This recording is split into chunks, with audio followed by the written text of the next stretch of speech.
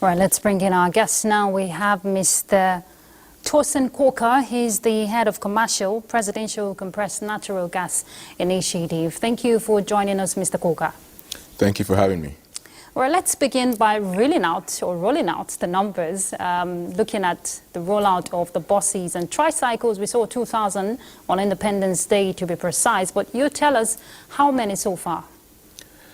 Thank you. So we've started, as you know, we started with the conversion kits. This started a couple of months ago with our conversion incentive program. So we've rolled out a good 3,000 to 4,000 kits out there across 8 states of the Federation. We have recently launched, delivered buses as well to a number of key transport operators in a number of states. We've done so in Lagos, in Oyo State. Even this week we've done so in Kogi State and Ekiti State, as well as giving buses to the Trade Union Congress, the Labour Congresses, as well as the National Association of Nigerian Students, NANS. So in terms of buses, at the moment we've donated over 100, which is combined with us and another agency. And we've also launched on Independence Day, as you mentioned, the Keke program, the tricycle program, where we announced 2,000 tricycles going to the Nigerian youths. So that will pick up pace over the next week or so across the FCT and a couple of other states where we start the pilot programs. Okay, the federal government just recently disclosed that $175 million investment from the private sector. That is huge, but are there more prospects from the private sector in terms of investment, looking at the challenge of conversion centers and, of course, gas stations?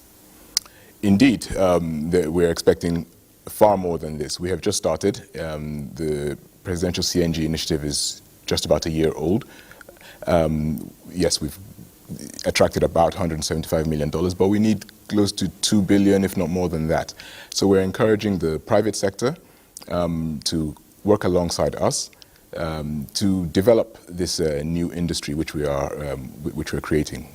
We're using Nigeria's abundant gas resources to transform our energy sector, and that will be with investments in the transportation sector, in industrialization as well. So we're looking for investments in not just in the conversion centers, but also in things like such as training, but also in terms of infrastructure. We need to have a lot more gas refilling stations, known as daughter stations. We need to have more mother stations. You know, we also need a large what you call virtual pipelines, which is the trucks that will take the gas up and down the country, even as we wait for the development of and the completion of the major gas pipelines traversing the country. Okay, one of the major concerns, Mr. Korka, you agree with me, is we know that for commercial vehicles the conversion is free, but there has been an appeal by private vehicle owners because of the rate of conversion. It's quite high. Is the federal government looking into that, especially subsidizing the price? So yes, you're very right. At the moment, the Compressed Natural Gas Initiative is focused primarily on the mass transit sector, the commercial sector, and those, as you rightly said, are receiving these kits and conversions at no cost to them. We also have the ride-share conversion incentive program, which supports your ride-share, your e-hailing operators, your Ubers, Bolts, InDrives, and co. We're supporting them with 50% of the cost of the kits. So there is hope? There is hope. Now, okay. For the private individuals like yourself and myself, yes, we understand that the cost of conversion is quite high. Yeah. And so what we're doing is working with a number of different partners in the private sector as well as the public sector. Most notably, we're working at the moment with the Credit Corps to see how we can make it affordable in terms of with payment plans, so that salary earners can actually attain this more like as an well. instrumental payment Precisely, system plan. yes, you've got it. So that we're very used in this country to saving up, and then just dropping a big wad of cash to make our purchases. Mr. President, in his wisdom, has seen that Nigeria needs to develop its credit system so that people can actually afford these a whole host of products and services, and we're working with them to see how we can make this affordable, make the conversion kits and conversions affordable to them. Well, Mr. Kolka, if that happens, I'm sure a lot of Nigerians would jump on that. But one thing I'm not sure, or rather there's still a challenge that people don't just jump in, is the refilling station, the gas refilling station. There's still quite not enough across the country. Well, you're correct. Rome wasn't built in a day. This is a new program. There are a small number of gas stations across the country in different areas, but quite a few are coming up in the next few weeks. As you heard in the report earlier, we know NIPCO, who have been pioneers of this over the last 10 years or so, they're putting up quite a few more stations in Abuja, in Lagos, Ibadan as well, I think in Edo and Delta State as well. Bovas are bringing up quite a few as well, which we expect to see those up coming on stream in the next month or two. NNPC as well, they activated a number of stations, and those are coming on stream, and they'll be doing some more. And there are quite a few others. We're encouraging all players, existing petrol station operators as well, to move to CNG stations. And there are incentives for this, and we're looking to work with them and see how best we can achieve this. Now, we have to be mindful that CNG is not currently immediately available, so we have to work in particular corridors to make the most out of this, and we're doing it in phases, but without any doubt we'll be in at least 18 or 24 states by the end of the year, and next year we'll ramp this up and we will touch every corner of this country.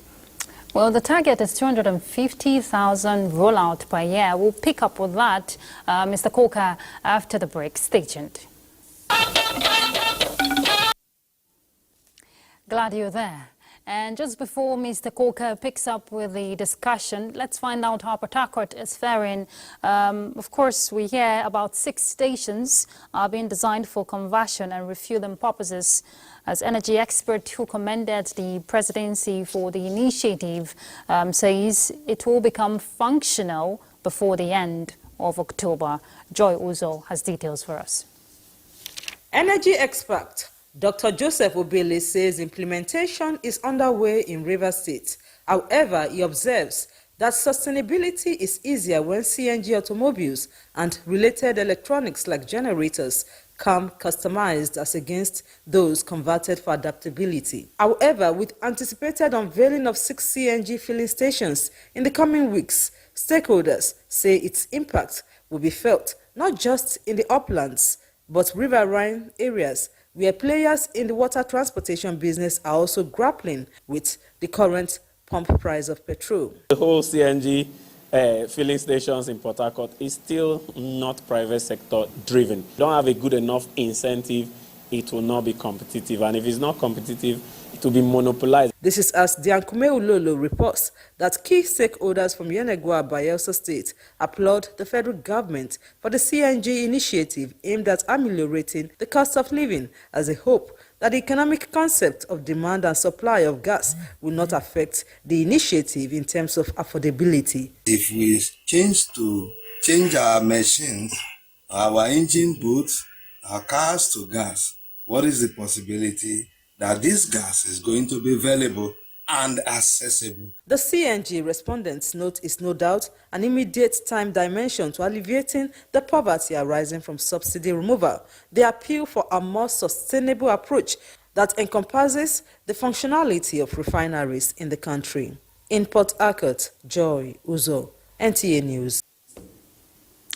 Right, Mr. Kolka, you saw that from Port Harcourt, but sharing news for young people. Earlier, I was talking about the 250,000 target of conversion of vehicles yearly. That's the PCNGI target, right?